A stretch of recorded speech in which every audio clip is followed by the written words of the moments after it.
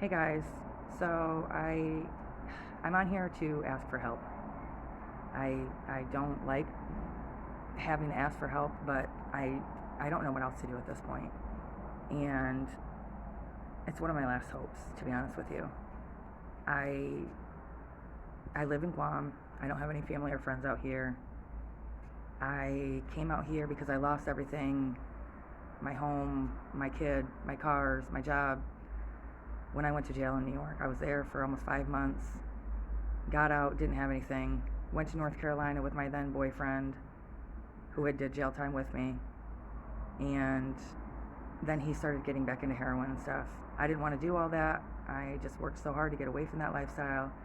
So I had my brother and my dad. Well, my dad came and my brother came with him down to North Carolina from New York to pick me up and take me back to New York. So they did that. I didn't have anywhere to go, so I stayed on my brother's living room floor for 3 months. Couldn't find a job, didn't have a car, no friends anymore because I wasn't selling drugs, so I was no good to them anymore, and realized that I really wasn't their friend. I was just their convenient drug dealer, basically.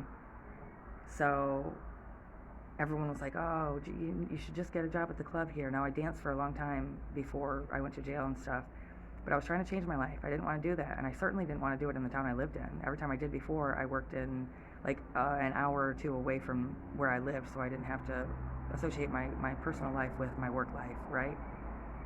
So, and I didn't want to do that anymore. I wanted to just have a real job like a normal person and just live my life like you're supposed to. But I was not getting anywhere. So, and I lost, my kid and everything. I couldn't see her. I'm like, what am I doing here? If I'm gonna do it, I'm gonna do it the right way. I'm gonna do it all the way. Not the right way, but all the way. If I'm gonna dance, I'm gonna do it all the way. So I'd already been to Guam a few times to dance on contracts, right? Since 2011, I came 3 times before. So, and the money's good out here. The weather's great. The customers are young and military, and they got money, so if I'm going to do it, I'm going to do it all the way. And you also sell drinks where you get the drink and half the money for it. And the drinks out here are $20 and up for a lady. If you buy a drink for a lady, not your own drinks, but so that's your way to talk to her. If you buy her a drink, then she can talk to you. It's a certain amount of minutes per drink. Anyways, so I came out here to just start over and say, fuck it. I'm going to make money. I'm going to live in a nice place. I'm going to continue to dance and do what I want to do, And little did I know that I was going to end up getting pregnant with my son. Now, I have a rare genetic disorder that causes miscarriages. I've had 9. I didn't think that I could have any more kids after my daughter because I've lost 2 before her and 7 since her. So my son is really a miracle. My genetic disorder is called incontinentia pigmenta, just in case you're curious and you want to look into it. Anyways, so I got pregnant with my son. Now his dad had became abusive. So at the time, I couldn't work because I was pregnant. I can't dance when I'm pregnant. I can't drink. Well, I could, but you don't. So I had no way to make any money, and no one's going to hire somebody that's pregnant. Why would they do that, So I was stuck at his beck and call, and he abused me and would kick me out, and I had nowhere to go, and then he'd bring me back, and it was just this whole war for a while that I just was stuck in a trap. I had nothing to do. I couldn't get myself out of it. So when my son came, he was born, we got to the hospital right as he was getting ready to come out, like he was ready, but he was breech. And as they rolled me into the emergency, or the operating room, because they felt his foot, he started to come out. Now he came out all the way to his waist, feet first, but that's extremely dangerous and unsafe because the head is the biggest part of the body. So if his body had came out, his head could have got stuck, and then he could have suffocated, as well as me hemorrhaging, and just, it wasn't safe. So they ended up knocking me out and cutting me open and taking him C-section back through me. So it took me a little longer to heal to be able to go back to work, right? And this was in August of 2019 that I had him.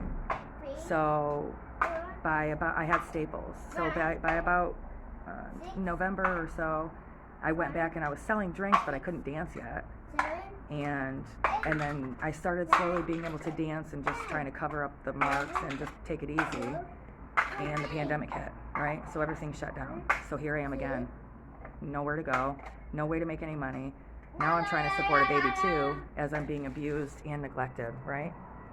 Well, thanks to the goodness of God, He provided unemployment.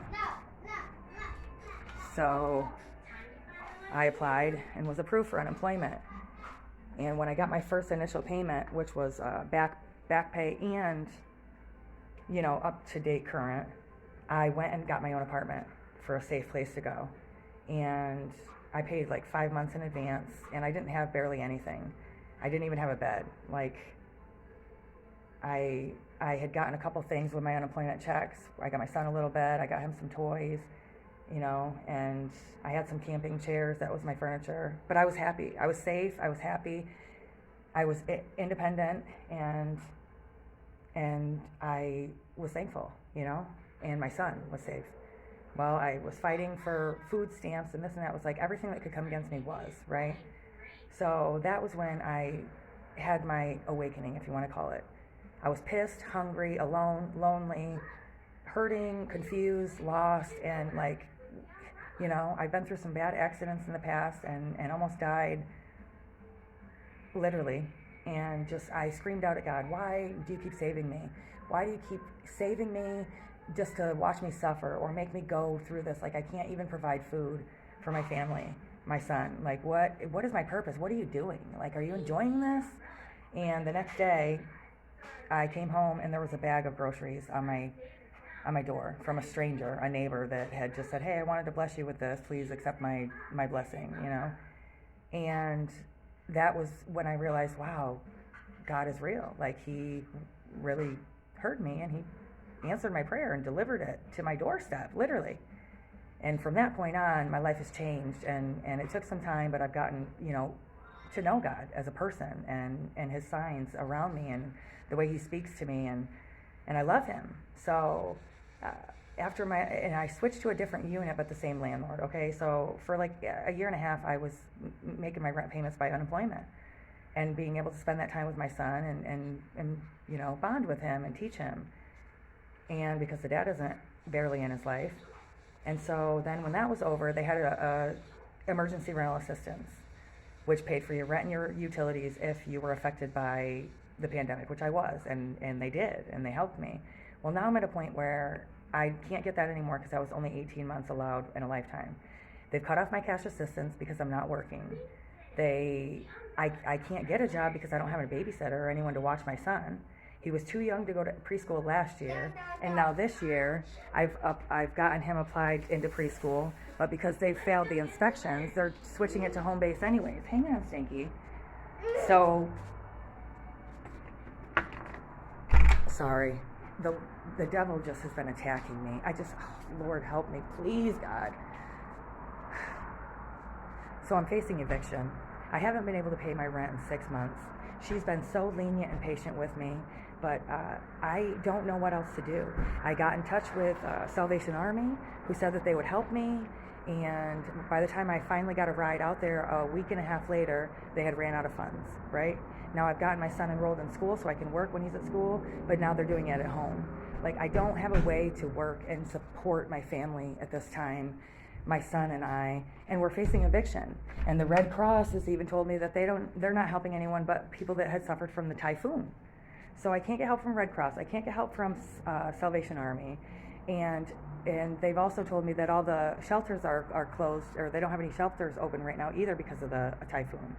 So I have nowhere to go. I have no money to pay my rent, and I have no way to work. And I can't get daycare help until I prove I have a job, but I can't get a job until I have daycare. I don't know what else to do. I need to pay my rent, or me and my son are literally going to be on the streets. If there's anybody that can help me, please, please, please, please do so.